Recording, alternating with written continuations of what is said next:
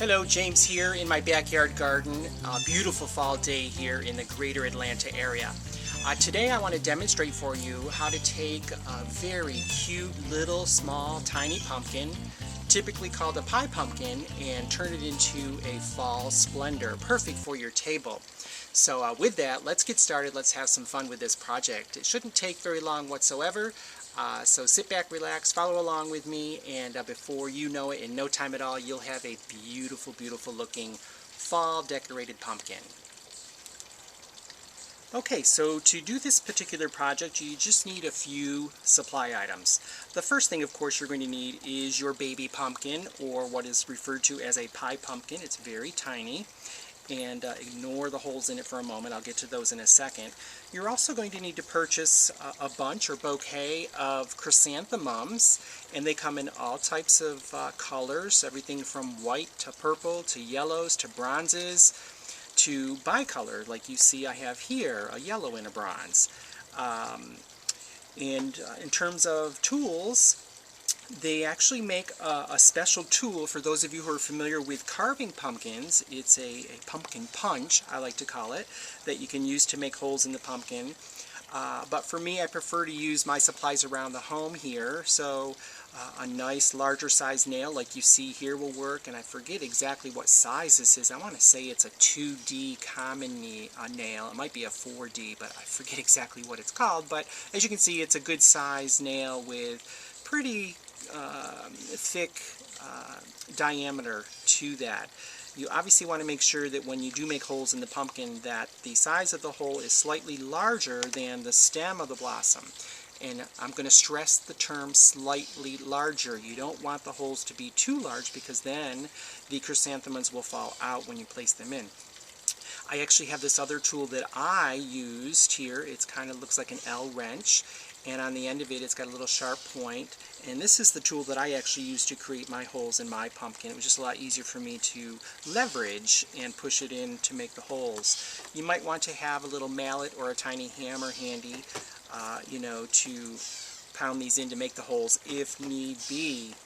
And then, of course, you want to have floral snips handy to trim up your blossoms from the actual bouquet.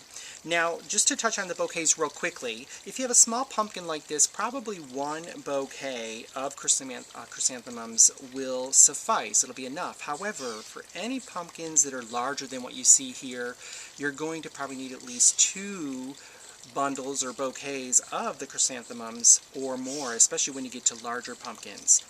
Then when you get them home, obviously go ahead and punch all your holes into the pumpkin. And as you can see here, I'm going to tip it for you to see, you want to punch holes all the way around the top, about a ½ inch apart, and then move down a level down the pumpkin and make holes going all the way around there, and then move further down the pumpkin, again going all the way around the pumpkin. And you can see that I've punched holes all the way around the pumpkin, approximately a ½ inch apart, in some cases a little bit closer. Then what you want to do is take your bouquet of your chrysanthemums and trim off all the blossoms to about an inch or so in terms of the stem length. And once you've done that, what I recommend you do is you actually sort them out according to blossom size. And the reason I suggest you do that is generally you want the larger blossoms to be at the bottom of the pumpkin and the smaller blossoms to be up at the top.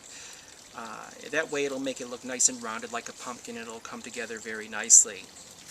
So now once you've got all your holes punched and you have your blossoms trimmed off and sorted by size, it becomes a very, very simple process. Start with your smaller blossoms and place them up in the top holes, gently working them into the punched holes. And again, you want to work with the smaller blossoms at the top, just like you see me doing here, and the smaller blossoms will fit nicely together at the top because it is a much smaller area. So if you were trying to use your bigger blossoms at the top, they would overwhelm the pumpkin and it would not end up having a nice rounded shape later on. Now, if you happen to put a blossom into the pumpkin that doesn't look like it's the right size, just pull it out and use one that you believe will be the right size. And you just gently work them in like that. Then just continue working down and around the pumpkin with your blossoms, like you see me doing here. gently inserting them into the hole. You might encounter a little resistance as you work them in, especially if your hole isn't big enough. You'll experience that. And I'm going to warn you, it's happened to me. If the hole is not big enough, actually what will happen is you will damage the stems of the blossoms, and then that's not going to be good because the blossoms will not last long.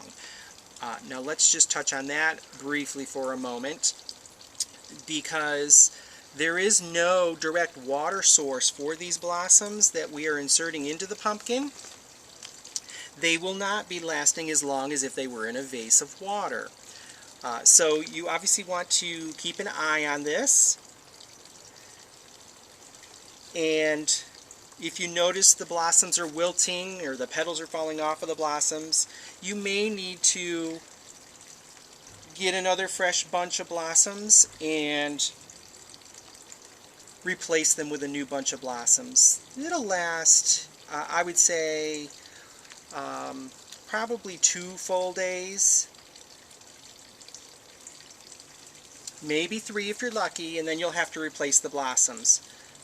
But again, just continue to work down and around the pumpkin with your blossoms, holding onto the handle if need be to tilt it to insert your blossoms, and it'll come together so nicely.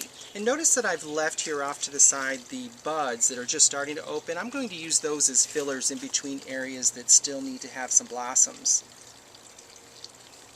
Now I'm lifting up my pumpkin slightly as I do the bottom layer here.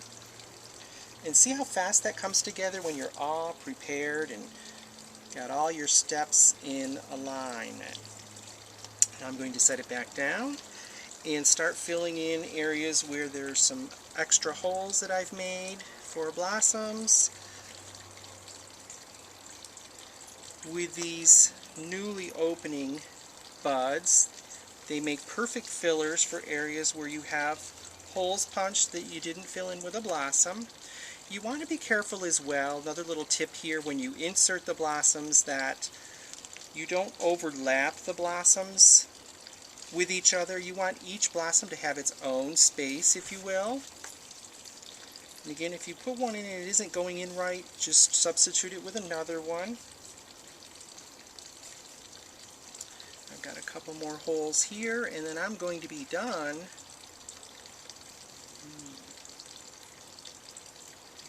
And that one doesn't want to go in there, so let's try this one. There we go. Much better. Try this one in here.